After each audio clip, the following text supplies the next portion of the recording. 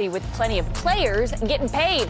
But there are still some notable players available. Several restricted free agents are still waiting to get a deal done, including the Warriors' Jonathan Kuminga. We have talked and heard a lot about this. For more on Kuminga, our Warriors reporter Anthony Slater joins us now on NBA Today. Anthony, where do these negotiations stand now that we are halfway through August?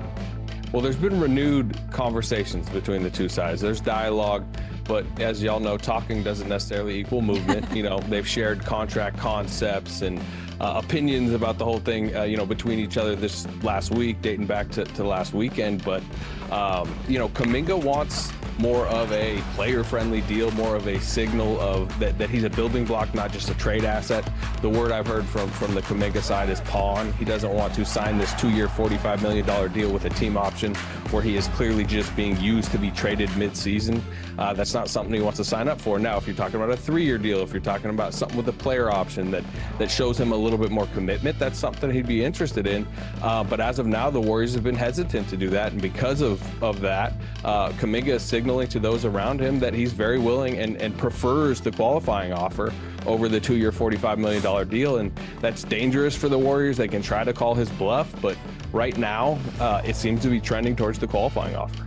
Well, it's not just that this situation is happening with Kuminga, it's that it's halting any other off-season moves that the Warriors could make. So what's their plan to fill out the rest of that roster?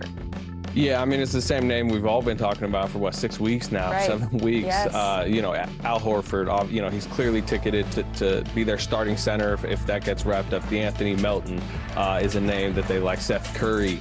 Their second-round pick, Will Richard, is a guy expected to potentially be on their roster. Gary Payton II. But again, as you mentioned, they are all waiting for Kuminga. But from my understanding, from what I've heard, they're aware of the situation. They're aware of the complexities, and they're comfortable in this holding pattern because training camp is still a while away. But I will say August is a lot easier for people to just be like, okay, we'll get to you when we get to you. September's where it starts to get a little bit more uncomfortable in this entire situation. And that's where I don't know if there'll be movement or a little bit more angst on the Warriors or Kuminga side, but September is where this could get a little bit, dicier. So here's the basic question. What do you think happens next? Yeah, again, unless the Warriors are willing to up their offer or reopen sign and trade conversations, which they've shut down to this point, people can question whether Jonathan Kuminga will willingly not take $14 million more, and take the 2-year, $45 million deal. But you talk to people around him, and he's pretty dug in. Like, if this is going to be the best offer, if 2 for $45 with the team option is going to be the best offer, he will see them in training camp on a $7.9 million expiring qualifying offer, which includes a no trade clause, because he wants either to be viewed as more of a building block, or he wants his freedom, his control of his future. And the qualifying offer, while less money, gives him control of his future. Yeah, somebody's going to have to give. Thank you so much, Anthony, for the information. I'm sure we'll be seeing you again here soon. The Warriors have had a tough stretch to start the season as they are on the road for 12 of their first 18 games. That's the most road games in the NBA for the first month of the season, but that didn't stop Steph. When asked if they can win a championship, here he is with ABC's Larry Beal. Can 3 guys over the age of 35 really contend for a championship? We're going to find out. I think we can. There's a level of know-how. I think what we did last year, it was last third of the season after the trade deadline, when we were the top 3 in the league, both offense, defense, all the metrics that show we were a really good team. Obviously, we have to stay healthy, get through the regular season at a high level. But I like the identity that we have and the foundation of knowing how to play together, towards the end of last season, that we can hopefully translate to this year. So I know we're gonna get that question asked a lot because of the age, and this is something that you haven't really seen before. But that's the beautiful challenge of this game. So the lack of moves don't seem to bother Steph. He seems incredibly confident in the Warriors' ability to win yet another championship. Mark, is this situation something? Is it nothing? Is it everything, considering the fact that the Warriors have nine players on their roster right now? I'm going to say everything, and maybe I'm too close to it because I live in the Bay Area and I can't go anywhere there without somebody asking me about JK and what's going to happen. I mean, you got several people just waiting to get their deal done. Several people waiting to get settled, waiting on JK. I'm hearing Dunleavy's talking to his agent on a regular basis, and somebody's gonna blink, and ultimately I feel like the Warriors gonna have to blink to get it done. doesn't make sense to sign him to a 7.9 one-year deal because you need the asset, and I think JK and his people know that.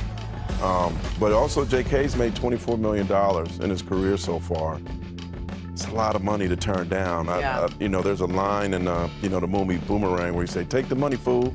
I think ultimately he's going to have to take the money, not call him a fool, but take the money. And like Paul George, you figure out the rest later. But if somebody trades for him, they trade for him because they want him.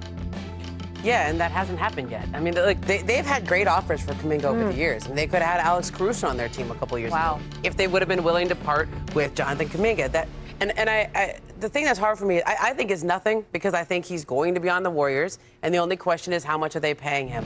I think there's an easy solution here, which is that the Warriors give him an extra year.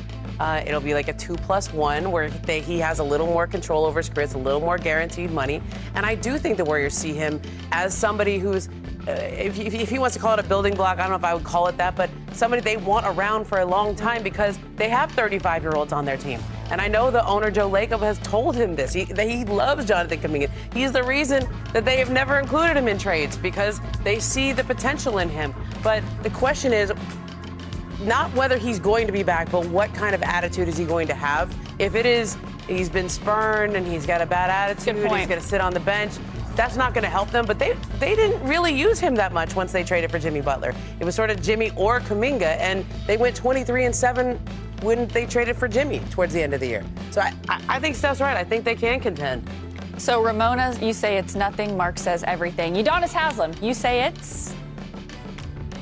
I'm not going to overreact, but I think it's a little something. But I'm going to say this right now. I've been in this league a long time, and if you have Jimmy Butler's heart, you have the IQ of a Draymond Green, and you have the greatness of Steph Curry, and also the experience of Steve Kerr, then you got a chance on any given night against any team in this league. But what you don't have is the youth and athleticism that Jonathan Kuminga possesses. So they need a guy like that. If it is not Jonathan Kuminga, then another guy that can be a Swiss Army knife, that can guard multiple positions, and that can get up and down the floor and go vertical from time to time. They need a guy like that. So if it's not Kuminga, then they need another guy like that. But I'm inclined to say, try to make this situation work. But I'm looking around, I'm looking at the Chicago Bulls, and I'm looking at the Golden State Warriors, and I'm saying, Josh Giddey looked like a guy that could fit great over in Golden State, and Jonathan Kuminga looks like a guy that possibly could fit good in Chicago.